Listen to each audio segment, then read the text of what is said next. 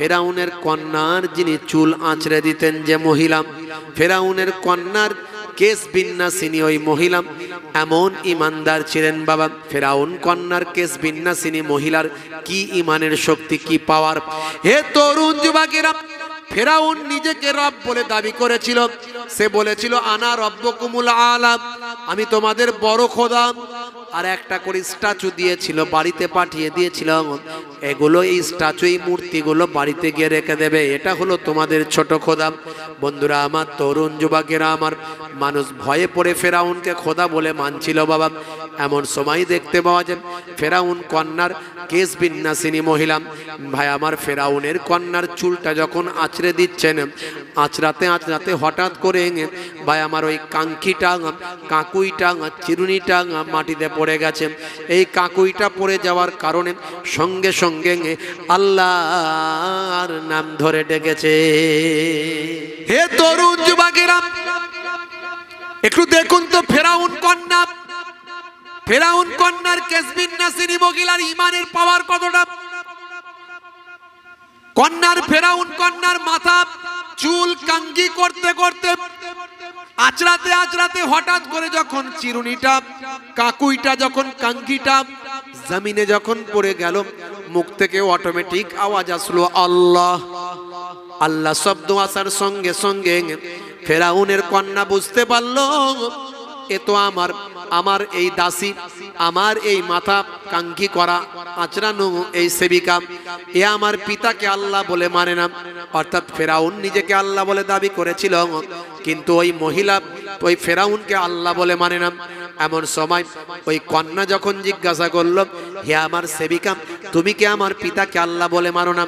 তখন সেবিকা তখন ফেরাউন কন্যাকে বোঝাতে লাগলো, আচ্ছা বলুন তো, আপনার পিতাও তো মানুষ, আমরাও তো মানুষ, তিনি বাদশাহ, আমরা বাদশাহ নয়, কিন্তু তিনি আল্লাহ কেমন করে হতে পারেন? আল্লাহ তিনি যিনি সমস্ত ক্ষমতার উপর তার ক্ষমতা, যাকে দেখা যায় না, যিনি সর্বশক্তিমান, আকাশ পাতাল জমিন আসমান নবমণ্ডল ভূমণ্ডল, যার ইশারায় চলে, যার সমস্ত হুকুমের উপর সমস্ত কিছু নীতি নির্ধারণ হয়। হে তরুণ যুবকেরা, হে আমার বন্ধুরা, শুনে রেখে দিন বাবা, জেনে রেখে দেন। এমন সময় ফেরাউনের কন্যা ফেরাউনের কাছে গিয়ে খবর দিয়ে দেয়। খবর দেওয়ার সঙ্গে সঙ্গে ফেরাউন রাগান্বিত হয়, চোখ লাল করে রাগান্বিত হয়ে সঙ্গীদের নির্দেশ দেয়, ওই দাসীকে এখানে হুকুম নিয়ে আসো।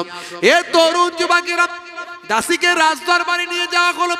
দাসীকে বলা হলো, হে দাসী, এখনো সময় আছে, তুমি আমাকে আল্লাহ বলে মানো, তোমাকে ছেড়ে দেওয়া হবে।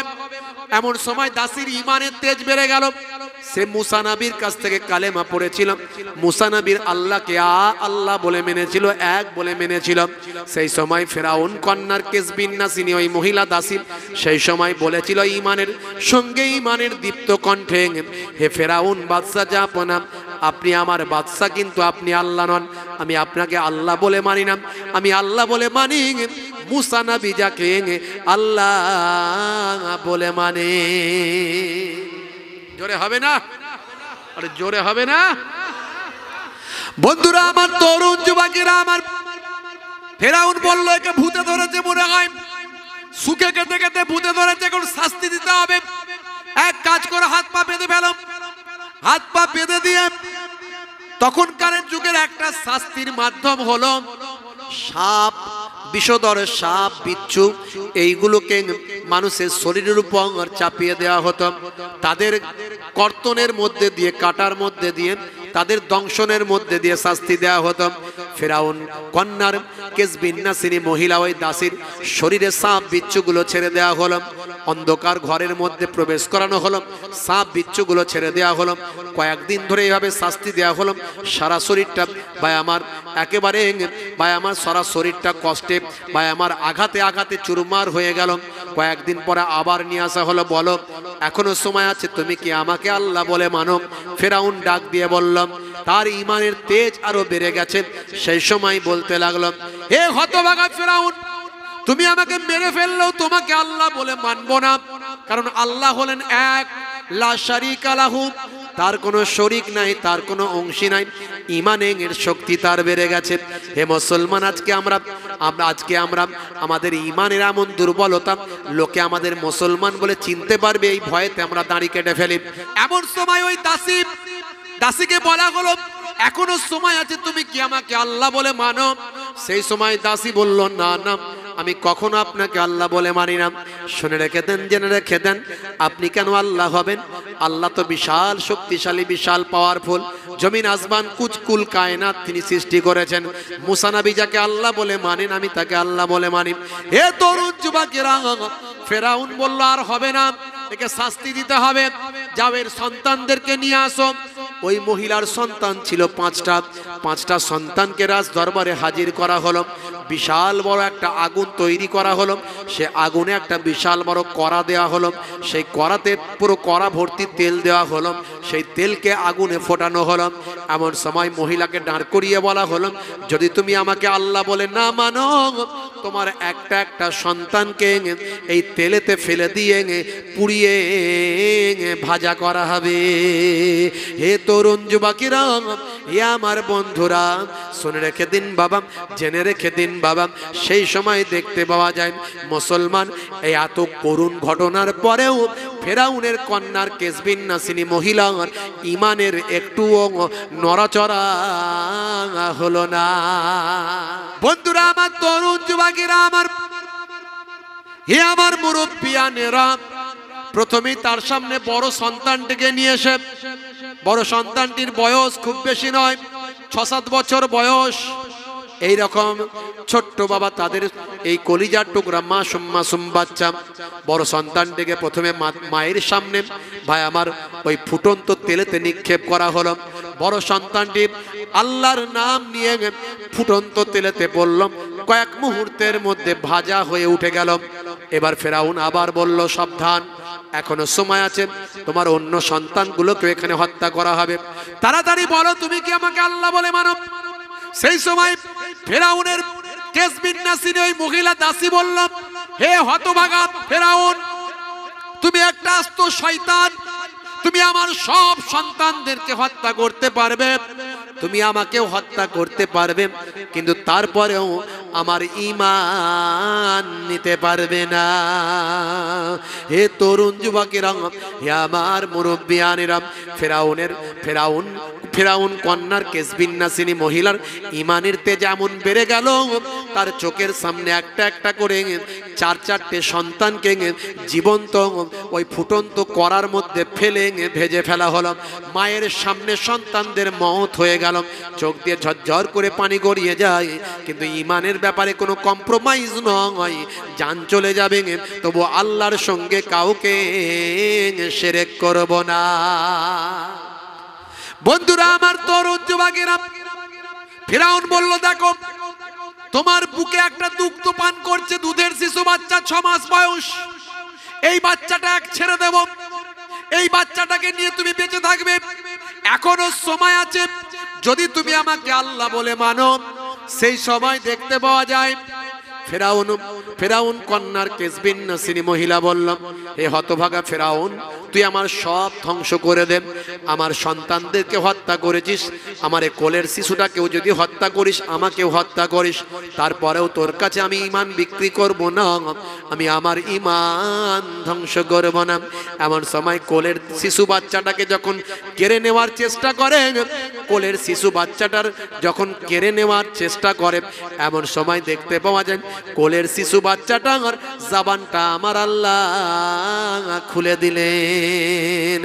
হে তরুণ যুবকেরা, দুধের শিশু বাচ্চা সেই সময় বলেছিল, ও আমার আম্মা জান, চিন্তা করবেন না মা, মাগো মা, জননী মা, আমার জবানটা আল্লাহ খুলে দিয়েছেন, তুমি যেটাকে মা যেটাকে আগুনের মধ্যে ফেলছে, পুড়িয়ে দিচ্ছে, পুড়িয়ে আর হাড্ডি করে দিচ্ছে মা, যদি আমরা ওই জায়গায় ঝাঁপ দিই, ওই জায়গায় গিয়ে যদি মারা যায়, আমাকে আমার আল্লাহ দেখাচ্ছেন আমি আমার আল্লাহর দয়ার জান্নাত দেখতে পাই। জোরে হবে না, জোরে হবে না। বন্ধুরা আমার, তরুণ যুবকেরা আমার, মুরব্বিয়ানেরা আমার, অবশেষে দুধের শিশু তার থেকে নিল কারিয়া শিশুর জবান ওই তখন খোদা দিলেন খুলিয়া। জোরে হবে না, জোরে হবে না। অবশেষে দুধের শিশু তার থেকে নিল কারিয়া শিশুর জবান ওই তখন খোদা দিলেন খুলিয়া। শিশু বলে তখন কেদো না মায়া এখন জান্নাত দেখিতে পাই গো, জান্নাত দেখিতে পাই গো। মন কেঁদে যায়, প্রাণ কেঁদে যায়, হৃদয় কেঁদে যায়। মন কেঁদে যায়, প্রাণ কেঁদে যায়, হৃদয় কেঁদে যায়। ফারাও কন্যার কেশ বিন্যাসিনীর কলিজা জ্বলে যায়। মন কেঁদে যায়, প্রাণ কেঁদে যায়, হৃদয় কেঁদে যায়। দিন রাত সব এক হয়ে যায়, তবু সে আল্লাহ প্রেমী রয়ে যায়। জোরে হবে না? বন্ধুরা আমার, তরুণ যুবকেরা আমার, দুধের শিশু বাচ্চার জবান খুলে গেল। মা চিন্তা করো না, আমি দেখতে পাচ্ছি আল্লাহর জান্নাত আমাকে দেখা হচ্ছে। মা চলো চলো আল্লাহর জান্নাতের ভিতরে প্রবেশ করি। এমন সময় দেখতে পাওয়া যায় শিশুটাকে যখন তেলের মধ্যে ফেলা হলো, সঙ্গে সঙ্গে আল্লাহর নাম নিয়ে শহীদ হয়ে গেল। মাকেও তেলের মধ্যে বিশাল করা ছিল, মাকেও তেলের মধ্যে ফেলে দিয়ে সঙ্গে সঙ্গে শহীদ করে দেওয়া হলো। হে তরুণ যুবকেরা, তারা পুরো পরিবারটা শহীদ হয়ে গেল, তারপরেও তারা আল্লাহ ছাড়ল না। হে তরুণ যুবকেরা, হে আমার বন্ধুরা, শুনে রেখে দিন বাবা, জেনে রেখে দেন। হে মুসলমান, একটুখানি লক্ষ্য করুন, আমার আল্লাহ তাআলা পৃথিবীর সব কিছুকে মানুষের জন্য সৃষ্টি করেছেন। হে জওয়ান যুবকেরা, হে আমার মুরব্বিয়ানেরা, আমার আল্লাহ কোরআন মাজিদে জানিয়ে দেন এই পৃথিবীর জমিনে যা কিছু আছে, এই পৃথিবীর জমিনে যা কিছু দেওয়া হয়েছে সব আমি আল্লাহ মানুষের জন্য ওই সৃষ্টি করেছি। আমি আল্লাহ আকাশকে মানুষের জন্য ছাদ বানিয়ে দিয়েছি, পৃথিবীকে মানুষের জন্য বিচরণ ভূমি করেছি। সেই পৃথিবীর জমিনে আমি আল্লাহ শস্য শ্যামলা ফলমূল দিয়ে সাজিয়ে দিয়েছি। আমি আল্লাহ হাওয়া দিয়েছি, বাতাস দিয়েছি, পানি দিয়েছি। আমি আল্লাহ মানুষকে জোড়ায় জোড়ায় সৃষ্টি করেছি। রাতকে তাদের জন্য আরামের বিছানা বানিয়েছি, দিনকে তাদের জন্য রুজি রুটির ব্যবস্থা করে দিয়েছে। আমি আল্লাহ মানুষের জন্যই সব কিছু সৃষ্টি করেছি। হে মানুষ, তোমরা কেমন করে আমি আল্লাহ আমাকে তোমরা নাফরমানি করো, আমার নির্দেশনা কেমন করে অমান্য করো। কাইফা তাকফুরুনা বিল্লাহি ওয়া কুনতুম আমওয়াতান ফাহিয়াকুম সুম্মা ইউমীতুকুম সুম্মা ইউহয়ীকুম সুম্মা ইলাইহি তুরজাউন। হে তরুণ যুবকেরা, খুবই সংক্ষেপ করে বলবো, লম্বা চওড়া নয়, একটু ছোট্ট করে বলার চেষ্টা করব। মনোযোগ দিয়ে একটুখানি শুনুন, বেশি দীর্ঘ সময় আলোচনা করব না। আবহাওয়া ওয়েদারের দিকে লক্ষ্য করে অল্প সময় বলার চেষ্টা করব। হে তরুণ যুবকেরা, আল্লাহ বললেন বান্দারে, তোমাদেরকে এত নিয়ামত দিলাম, তার পরিবর্তে তোমাদের কাছে একটা জিনিস চাইলাম, সেটা আর অন্য কিছু নয়। হে দুনিয়ার মানুষ, শুনে রেখে দাও, মা খলাকতুল জিন্না ওয়াল ইনসা ইল্লা লিয়াবুদুন। আমি জিন জাতি এবং মনুষ্য জাতিকে কেবলমাত্র আমার ইবাদতের জন্য সৃষ্টি করেছি।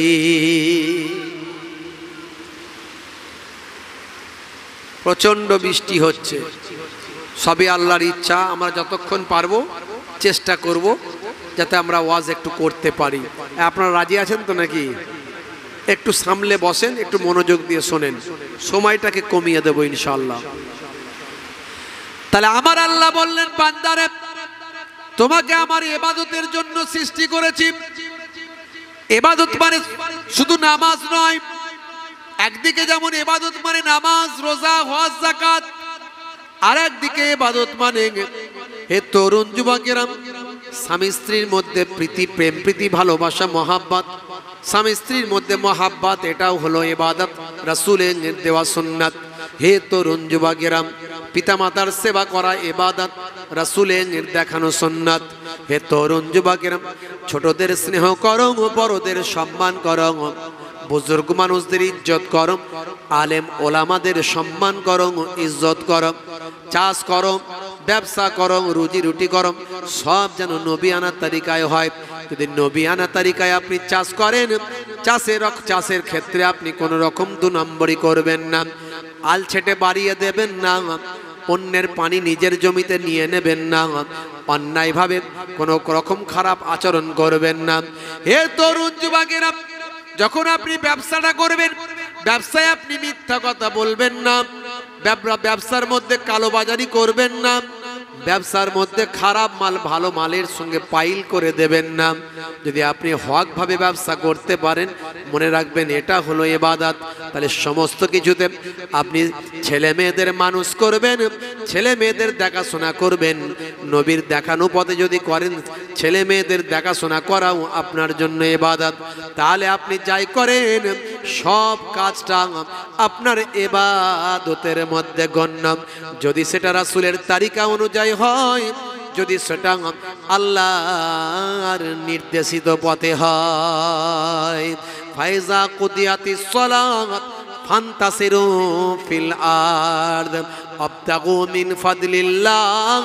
হে দুনিয়ার মানুষ, শুনে রেখে দাও, নামাজ খতম হো গয়া, চলো নিকলো, काम में जाओ, बाजार में जाओ, जमीन पर फैल जाओ, रोजी रोटी तलाश करो। এই নির্দেশ আল্লাহর। এই নির্দেশ কার? এই নির্দেশ কার? নির্দেশটা হলো আল্লাহর। হে তরুণ যুবকেরা, তাহলে আল্লাহর নির্দেশ মানা হলো ইবাদত, রাসূলের সুন্নত মানা হলো ইবাদত। আল্লাহর নবী যা সুন্নত দেখিয়েছেন সেগুলো মেনে চলতে হবে। অনেক সুন্নতের কথা আমি বলেছি, বেশি সুন্নতের কথা বলবো না আজ আর। হে তরুণ যুবকেরা, মহিলারা, মায়েরা, আপনারা একটু পর্দার মধ্যে চলাফেরা করবেন, এটা ইবাদত। পর্দা করা আপনাদের জন্য ফরজ।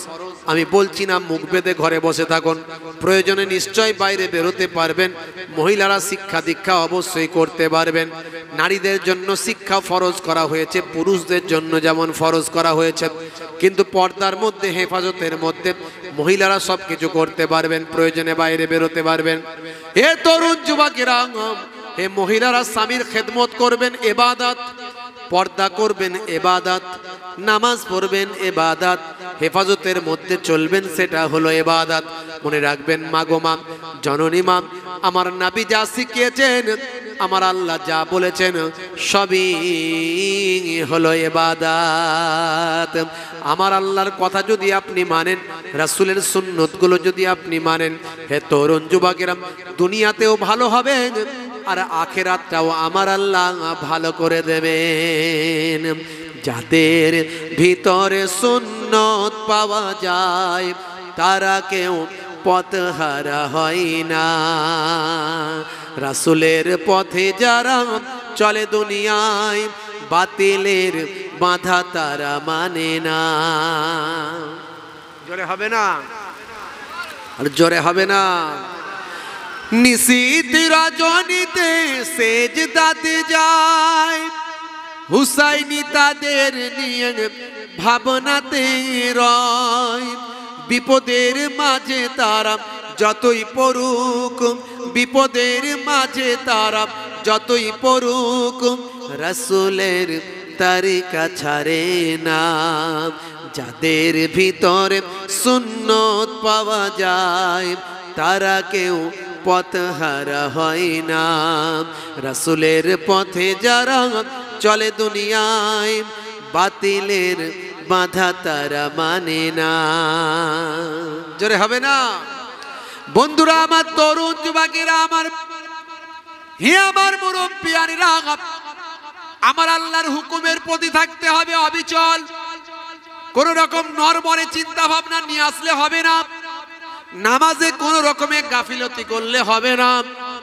রাসূলের সুন্নত গুলোতে কোন রকম গাফিলতি করলে হবে না। সবচেয়ে বড় ইবাদত হলো নামাজ, সে নামাজ ছেড়ে দেবেন না। তারপরে হলো রাসূলের সুন্নত, সবচেয়ে বড় সুন্নত হলো মুখের দাড়ি। আজকে দাড়িটা নায়ক, গায়ক, খেলোয়াড়, প্লেয়ার রেখেছে, কত বড় বড় অ্যাক্টর, অভিনেতা, নেতা, মন্ত্রীরা রেখেছে, আপনি রাখুন। কিন্তু কোন নেতা, মন্ত্রী, নায়ক, গায়ক রেখেছে বলে নয়, নবীর সুন্নত মনে করে রাখুন। এটা ছোট হলেও বড় হলেও, আজ ছোট আছে কাল বড় হয়ে যাবে, এই সুন্নতটা রাখবেন, এটা হলো ইবাদত। হে তরুণ যুবকেরা, হে আমার মুরব্বিয়ানেরা, শুনে রেখে দিন বাবা, জেনে রেখে দেন। হে মুসলমান, একটুখানি লক্ষ্য করুন। হে জওয়ান যুবকেরা, একটুখানি খেয়াল করুন। ভাইরা আমার, মুরব্বিয়ানেরা আমার, দেখুন বাবা, যারা নেক বান্দা হয়ে যায় তারা কতটা আল্লাহ এবং রাসূলের সুন্নতের প্রতি অবিচল থাকে। যারা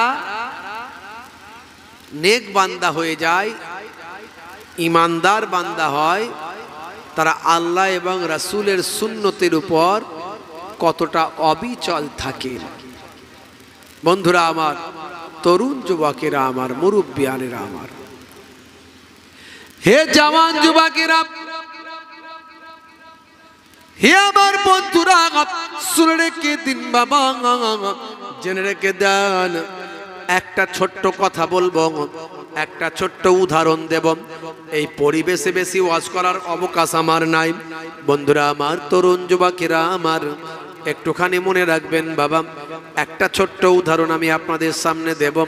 দেখুন কেমন অবিচল ছিল আল্লাহর উপর, দেখুন কেমন অবিচল ছিল রাসূলের উপর বাবা।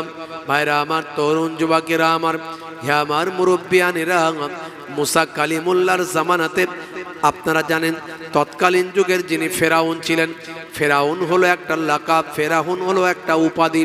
আমি সেই ফেরাউনের কথা অনেক ওয়াজ করেছি আপনার। বন্ধুরা আমার, তরুণ যুবকেরা আমার, ফেরাউনের কাছে আমার আল্লাহ মানুষ রূপে ফারিস্তাকে পাঠিয়ে দিয়েছিলেন। ফারিস্তা এসে ফেরাউন সিংহাসনে বসে আছে, সেই ফেরাউনকে এসে বলেন, ও বাদশা জাহাপনাম, আমি একজন মুসাফির, আপনার কাছে এসেছি, একটা কথা জানতে এসেছি, একটু বলুন। সেই সময় ভাই আমার, মুসাফির সেজে আসা মানুষরূপী আল্লাহর ফারিস্তা, মালাইকা ফারিস্তা সেই সময় বলেছিল, ও বাদশা জাহাপনাম, আচ্ছা বলুন তো দেখি, যে গোলাম মনিবের খায় আবার নিজেকে মনিব বলে দাবি করে, এমন নেমোখারাম গোলামকে কি শাস্তি দেওয়া উচিত? এমন সময় ফেরাউন বলেছিল, এই রকম নেমোখারাম গোলামকে পানিতে ডুবিয়ে মারা উচিত। সেই সময় আল্লাহর মালাইকা ফারিস্তা বলেছিল, ও বাদশা জাহাপনা, আপনি বিষয়টা একটু আমাকে লিখে দিন, লেখনী আকারে একটু লিখে দিন। সেই লেখনী আকারে লেখাটা নিয়ে এমন সময় দেখতে পাওয়া যায় বাবা, আল্লাহর মালাইকা ফারিস্তা গিয়ে আল্লাহর দরবারে জমা করে দিলেন। বন্ধুরা আমার, তরুণ যুবকেরা আমার, মুরব্বিয়ানেরা আমার, অনেক লম্বা ঘটনা, অত লম্বা ঘটনা আমি বলতে চাইছি না। বন্ধুরা আমার, মুসা কালিমুল্লাহকে যখন তারা করল, আপনারা জানেন ফেরাউনের লোকলস্কর লোহিত সাগরে নীল দরিয়ার সামনে গিয়ে হাজির। আমার আল্লাহ মুসা কালিমুল্লাহকে বললেন, ও নবী মুসা কালিমুল্লাহ, তুমি এই লোহিত সাগরের নীল দরিয়ার পারেতে একটা তোমার হাতের লাঠি দিয়ে একটা আঘাত করো। আঘাত করার সঙ্গে সঙ্গে আল্লাহর কুদরতি ক্ষমতায় লোহিত সাগরের ভিতর, পানির ভিতর দিয়ে 12টা রাস্তা হয়ে যায়। কথা বোঝা যাচ্ছে তো নাকি? কথা বোঝা যাচ্ছে না? একটু আওয়াজটা একটু বেশি, এমনি আওয়াজ সাউন্ডটা ঠিক আছে, কিন্তু একটা ভিতর থেকে নোস হচ্ছে, একটা ভিতর থেকে অতিরিক্ত আওয়াজ হচ্ছে, ওটাকে বন্ধ করলে ভালো হয়। এই কথা বুঝতে পারছেন আপনারা? হে তরুণ যুবকেরা, হে আমার বন্ধুরা, শুনে রেখে দিন বাবা, জেনে রেখে দেন। হে মুসলমান, একটুখানি লক্ষ্য করুন বাবা। এমন সময় মুসা কালিমুল্লাহর সমস্ত লোক লস্করদের সঙ্গে সাথী সাহাবা ভক্ত মুরিদদের আমার আল্লাহ নির্দেশ করলেন, হে নবী মুসা কালিমুল্লাহ, তুমি তোমার সঙ্গে সাথীদের নিয়ে এই লোহিত সাগর নীল দরিয়া পার হয়ে যাও। হে জওয়ান যুবকেরা, মুসা কালিমুল্লাহ শেষ মানুষটা ওই পারে উঠে গেছে, আর এই পারে ফেরাউনের শেষ লোকটা নীল দরিয়ায় নেমে গিয়েছে। মুসা কালিমুল্লাহর শেষ লোকটা উঠে পড়েছে, আর এদিকে ফেরাউনের শেষ লোকটা নীল দরিয়ায় নেমেছে। এমন সময় আমার আল্লাহ নির্দেশ করলেন, হে দরিয়ার পানি এবার তুমি সমান হয়ে যাও।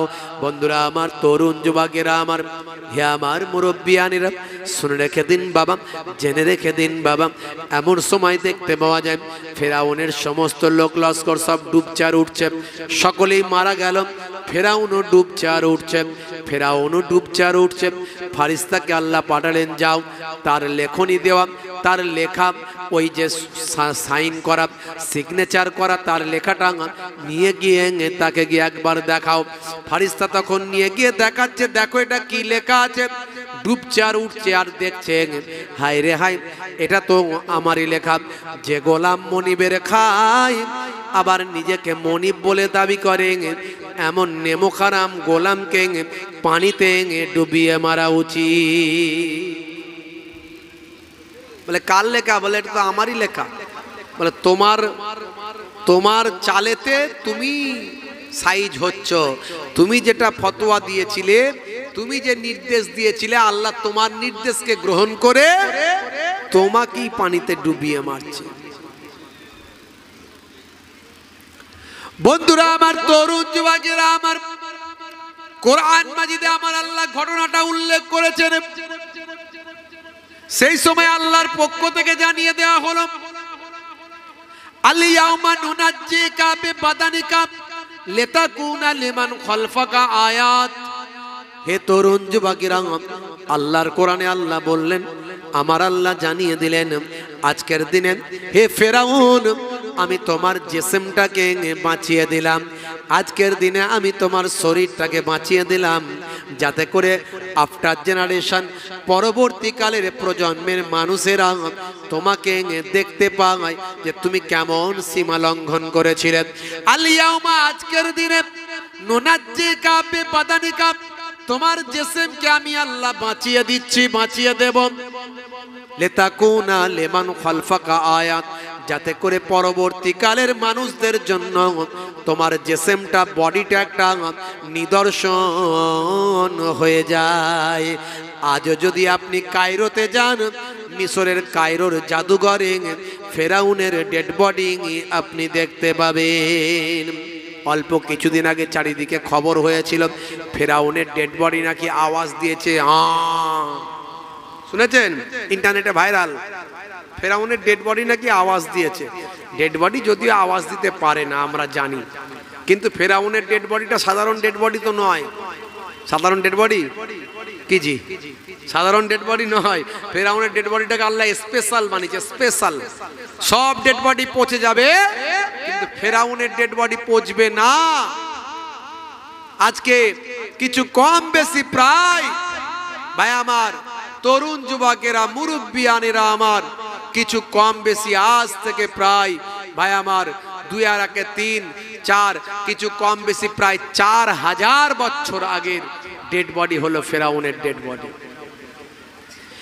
হে তরুণ যুবকেরা, হে আমার মুরব্বিয়ানেরা, শুনে রেখে দিন বাবা, জেনে রেখে দেন, সেই ফেরাউনের ডেড বডি ভাই আমার, দোস্ত আমার, অষ্টদশ শতকের শেষের দিকে বাবা ভাই আমার, ফ্রান্সের একজন বড় বিজ্ঞানী গবেষণা করেছিল। সেই বিজ্ঞানীর নাম হলো doctor Maurice Bucaille. Doctor Maurice বুকাইলির কাছে ফেরাউনের ডেড বডিটা পাঠানো হলো।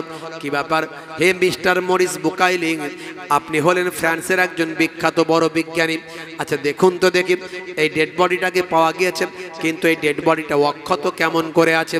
এই ডেড বডিটা পচে যায়নি, নষ্ট হয়ে যায়নি, কারণটা কি? হে তরুণ যুবকেরা, মিস্টার ফ্রান্সের বিখ্যাত বড় বিজ্ঞানী নাম হলো ডক্টর মরিস বুকাইলি, তিনি ফেরাউনের ডেড বডি নিয়ে যখন গবেষণা করতে শুরু করলেন, মুসলমানরা বলে হে মিস্টার বুকাইলি, আপনি যে ডেড বডি নিয়ে গবেষণা করছেন এটা হলো ফেরাউনের ডেড বডি। কারণ এই ফেরাউনের ডেড বডির কথা আজ থেকে আমরা ১৫০০ বছর আগে আল্লাহর কোরআন থেকে জানতে পারি। মিস্টার বুকাইলি অবাক হয়ে যায়। মুসলমানেরা বলে কি এটা নাকি আজ থেকে এত বছর আগে ১৫০০ বছর আগে কোরআনে উল্লেখ হয়েছে। আজকে ডেড বডিটার বয়স কত? এটা নাকি তারা বলে ফেরাউনের ডেড বডি।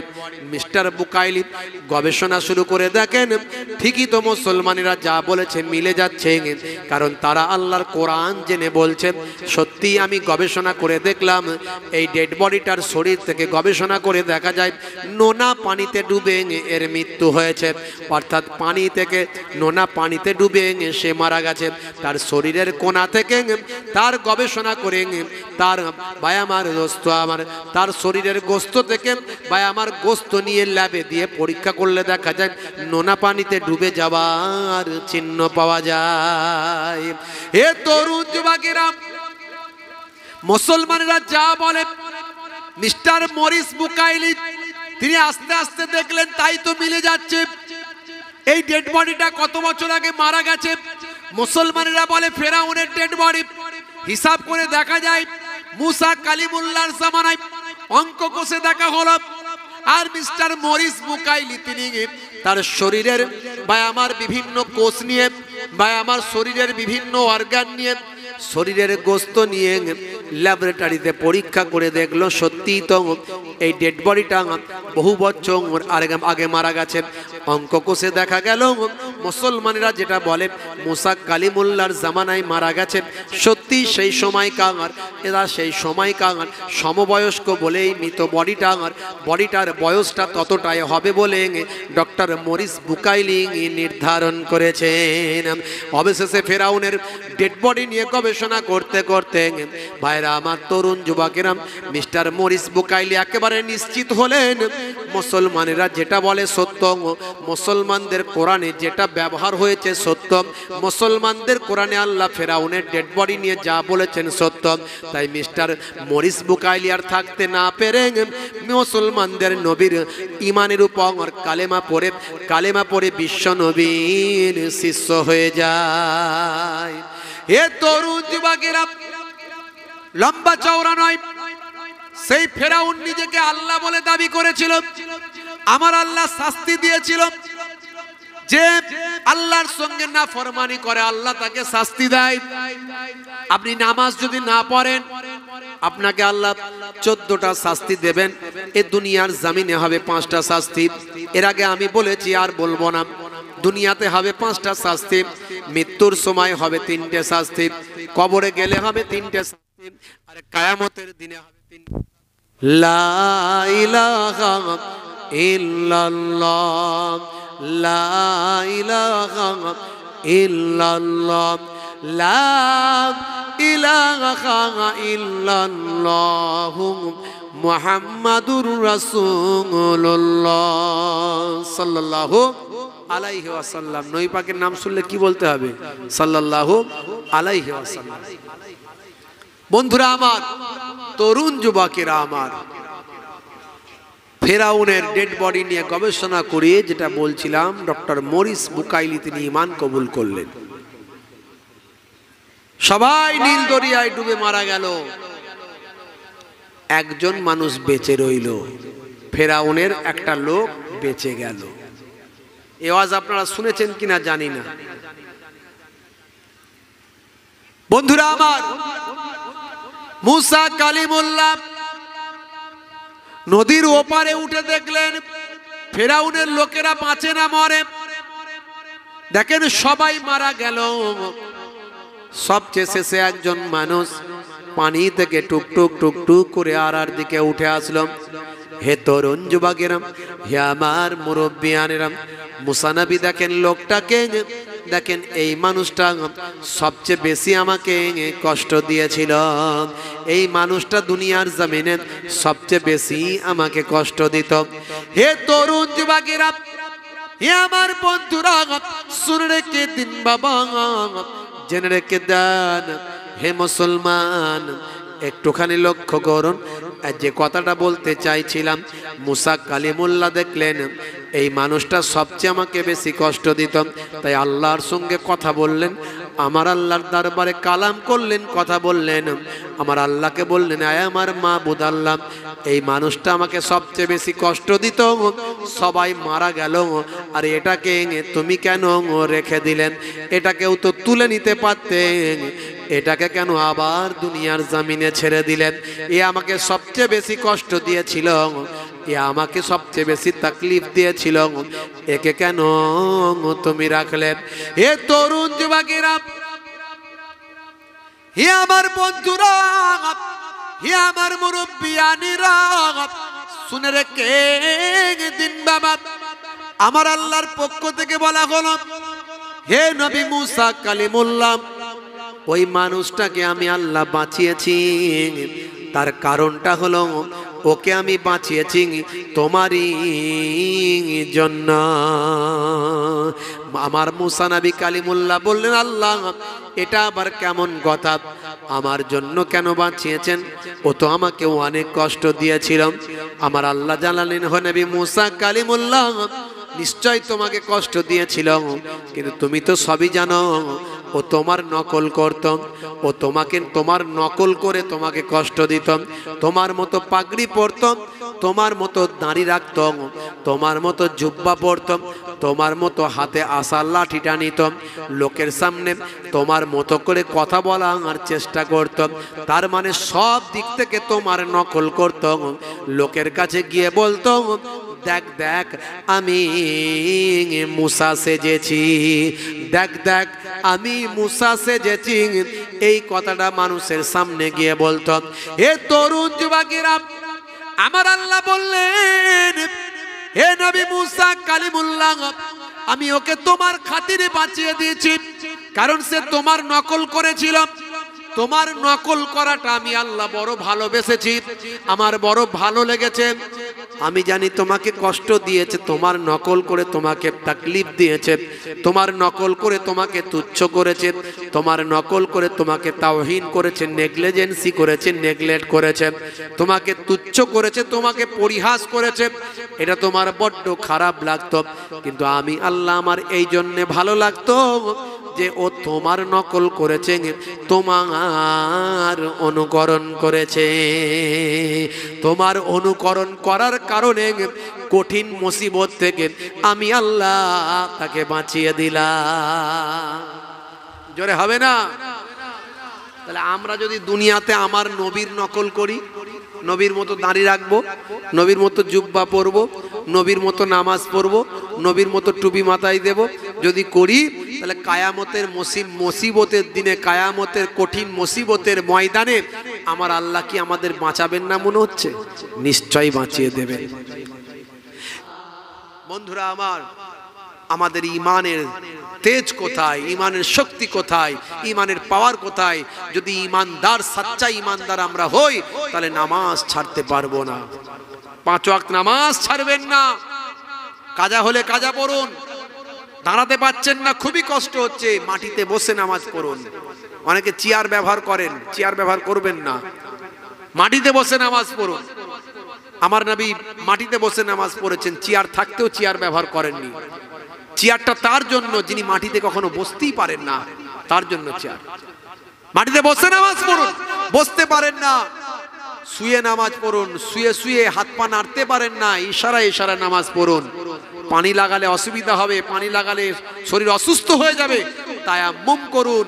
কিন্তু নামাজ ছেড়ে দেবেন না, কারণ নামাজ হলো সবচেয়ে বড় ইবাদত। আফজালুল ইবাদাতে ইবাদাতুস সালাত, আফজাল ইবাদত হলো নামাজ। ইন্নাস সালাতা তানহা আনিল ফাহশাই ওয়াল মুনকার, নিশ্চয় নামাজ তোমাকে অশ্লীলতা অন্যায় থেকে দূরে সরিয়ে দেবে। সেই নামাজটা আপনি পড়ুন, 90% অপরাধ আপনার কাছ থেকে দূরে সরে যাবে। আর রাসূলের সুন্নতটা আপনি রাখুন, মুখের দাড়িটা ছোট হোক বড় হোক, ভাই আমার রেখে যদি কবরে চলে যান, মুনকার নাকির ফারিস্তা এসে বলবে মান রব্বকা, দেখতে পাবে মুখে দাড়ির দেখা, হতে পারে এই দাড়িটাই হবে নাজাতের জারিয়া। বাপজি আমার, আর কি বলবো আপনাদের মাঝখানে, একটু সাচ্চা মুসলমান হয়ে রাসূলের সুন্নতগুলো মেনে চলুন। ছেলে মেয়েদের শিক্ষিত করুন, শিক্ষিতা করুন, ছেলে মেয়েদের এডুকেটেড করুন, ডাক্তার করুন, ইঞ্জিনিয়ার করুন, আইএস আইপিএস ডব্লিউবিসিএস করুন, আলেম হাফেজ মাওলানা করুন। সব শ্রেণীর মানুষ আমাদের সমাজে দরকার, এবং ছেলে মেয়েদের শিক্ষিত করুন। আমরা আমাদের সন্তানদেরকে যেন উচ্চ শিক্ষায় শিক্ষিত করে সমাজের বুকে মাথা উঁচু করে দাঁড়াতে পারে। আল্লাহ কবুল করেন, বলুন আল্লাহুম্মা আমিন, বলুন আল্লাহুম্মা আমিন। ভাইরা আমার, একটা এই পরিবেশ একটু ওলট পালট হওয়া একটু পরিবেশ হয়ে গেছে, মানুষজনে দাঁড়িয়ে দাঁড়িয়ে কষ্টও হচ্ছে। জায়গা লম্বা চওড়া করব না, এখন আপনাদের খেদমত থেকে বিদায় নেব। বিদায় নেওয়ার আগে আগামী বছর যাতে এই পাক মাহফিলটা হয়, তার জন্য আপনারা একটুখানি সাহায্য সহযোগিতা যেমন প্রত্যেকবারে করে থাকেন, এবারও আপনারা একটু করুন। বাপজি আমার, আমি এর আগেও বলেছি, একের বদলে আল্লাহ 10 দেবেন, এটা কোরআনের ওয়াদা। কোরআন মাজিদের ওয়াদা কখনো ফেল হয় না। মান জাআ বিল হাসানাতে ফালাহু আসরু আমসালিহা, বান্দা একটা হাসানা করলে আমি আল্লাহ 10টা দেব। আর হাদিসে কুদসিতে বলা হয়েছে একের বদলে 10, 100, 700 বেহিসাব মালে মালামাল করে দেব। বন্ধুরা আমার, তরুণ যুবকেরা আমার, মুরব্বিয়ানেরা আমার, সে আল্লাহর নির্দেশ মেনে, রাসূলের সুন্নত নির্দেশকে মেনে আর দান করলে মৃত ব্যক্তিরা কবরে সওয়াব পায়। হাদিস শরীফ সে সাবিত হ্যায়, আও তারাকা ওয়ালাদান ইস্তাগফির লাহু বাদা মাউতিহি, নেক সন্তানের ওসিলায় বাপ মা কবরে পড়ে সওয়াব পায়। আর কোরআন মাজিদে আল্লাহ বলেন, যারা কবরে চলে গেছেন তারা সাদকার জন্য কি বলে, দান করার ক্ষেত্রে কি বলে, তারা বলে লাউলা আখারতানি ইলা আজালিন কারিব ফাআসাদদাকা, হায় হায় হায়, যদি আমি দুনিয়ার জমিন একবার উঠে যেতে পারতাম তাহলে আমি সাদকা করে দিয়ে চলে আসতাম, দান করতাম, বিলিয়ে দিতাম, মাদ্রাসায় দিতাম, মসজিদে দিতাম, এরকম ইসালে সওয়াবের দিনের খেদমতে দান করতাম, করে আমি আবার কবরে চলে আসতাম।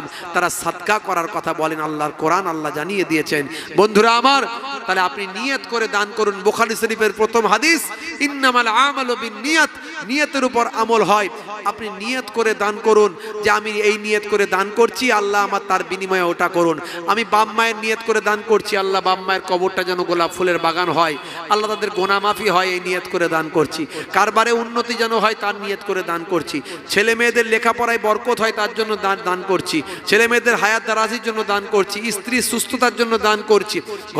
ঘরে মুসিবত বিপদ আপদ থেকে হেফাজতের জন্য দান করছি। কারবারে উন্নতির জন্য দান করছি। হায়াতের তাইয়্যিবার জন্য দান করছি। এইরকম নিয়ত করে দান করেন। বাপজি আমার, 500, 1000, 1000, 2000 টাকা সারাদিনে আমাদের কোথা দিয়ে খরচা হয়ে যায়। বাড়িতে মেহমান এলে খরচা হয়ে যায়। একবার ডাক্তার দেখাতে গেলে 5000 টাকা খরচা হয়ে যায়। একটু বিদেশে গেলে, বাইরে গেলে, বেড়াতে গেলে হাজার হাজার টাকা খরচা হয়। আর যদি ক্যান্সার হয়, টিউমার হয়, হার্ট অ্যাটাক করে, বড় অসুখ হয়, তাহলে ব্যাঙ্গালোর যেতে গেলে, ভেলোর যেতে গেলে, চেন্নাই যেতে গেলে লক্ষ লক্ষ টাকা খরচা হয়ে যায়। তাই আমি আপনাদের কাছে বলবো বাপজি, জান্নাতের বাগানটা কায়েম থাকলে কিছু ওয়াজ নাসিহাত শুনে আপনি ধন্য হবেন, গ্রামের মানুষ ধন্য হবে, কবরবাসীরা সওয়াব পাবে। যদি এই দিনের কথা মানুষের মাঝখানে বন্ধ হয়ে যায়, মানুষ আরো দিন ভুলে যাবে, ইসলাম ভুলে যাবে। আজকে এত ওয়াজ নাসিহাত আলোচনা বক্তৃতা আছে বলে মানুষ এখনো হেদায়েতের পথে আছে, এখনো সমাজটা সুন্দর আছে, কিন্তু আগামী দিন না হলে আরো অসুবিধা হয়ে যাবে। ভাইরা আমার, সেই জান্নাতের বাগান আগামী বছর তৈরি করার জন্য, আগামী বছর যাতে জান্নাতের বাগান আবার হয়, আবার আলেম ওলামারা বিজ্ঞ পণ্ডিতেরা আসবেন, ওয়াজ করবেন, তা সেই জন্য আগামী বছর আমি 8 জন ভাইকে চাইছি, জান্নাত হলো 8টা, 8 জন ভাইকে চাইছি 1001 টাকা করে নিয়ত করে দান করুন। যিনি প্রথম হাত তুলবেন আল্লাহ তাকে ডবল সওয়াব দেবেন। কোরআন মাজিদে আল্লাহ জানিয়ে দিয়েছেন যে হে দুনিয়ার মানুষ, মৃত মানুষেরা তারা কবরবাসীরা বলে যদি একবার দুনিয়ায় উঠে যেতাম আমি দান করে আসতাম। রাসূল বলেন যারা কবরে চলে গেছে তারা তোমাদের কাছে দোয়ার আশা করে, মিন আবিন আও উম্মিন আও আখিন আও সাদিকিন, নিজের বাপ মা বন্ধু আপনার আপনার ভাই আত্মীয় স্বজন যদি তাদের জন্য কিছু কিঞ্চিত দোয়া খায়ের করে দেন, দান করে দেন, সেটা কিঞ্চিত থাকবে না, কাল জাবালে রহমতের পাহাড় করে আল্লাহ পৌঁছে দেন। তাই আগামী বছর এই পাক মাহফিলের জন্য 8 জন ভাই দান করবেন 1000 করে, 1001 টাকা করে। কই লেখা কই?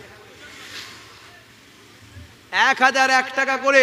একটু আগামী বছর আপনারা একটুখানি নামটা লিখিয়ে দেন বাপজি। কি গো, একটু লিখিয়ে দিলে অসুবিধা আছে? একটু দান করলে সাদকা হয়ে যাবে, কবরে পড়ে পড়ে সব পাবেন, আপনিও পাবেন, যাদের জন্য দান করছেন তারাও পাবে, দুনিয়া আখেরাতটা ধন্য হবে। আর আপনি যে সম্পদের মালিক হয়েছেন, এই সম্পদ সবটাই কিন্তু আপনার নয়।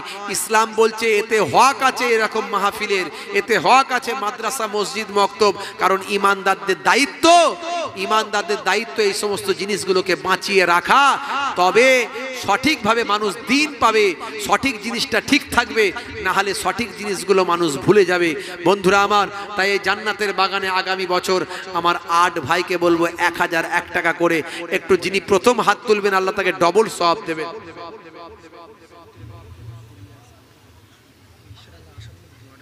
হ্যাঁ হ্যাঁ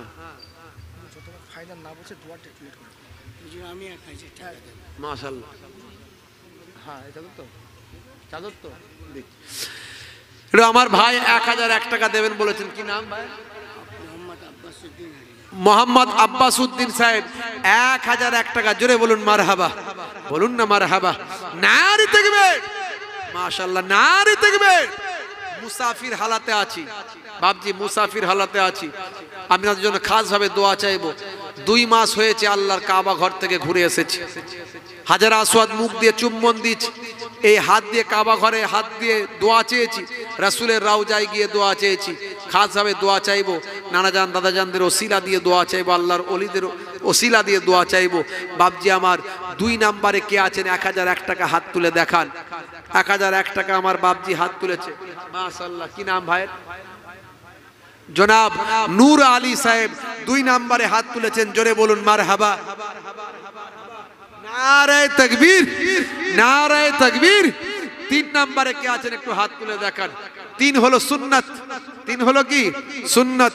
আল্লাহু বিতরুন ওয়া ইউহিব্বুল বিতরা, আল্লাহ বেজোর পছন্দ করেন। 3 নম্বরে কে আছেন? একটু হাত তুলে দেখান।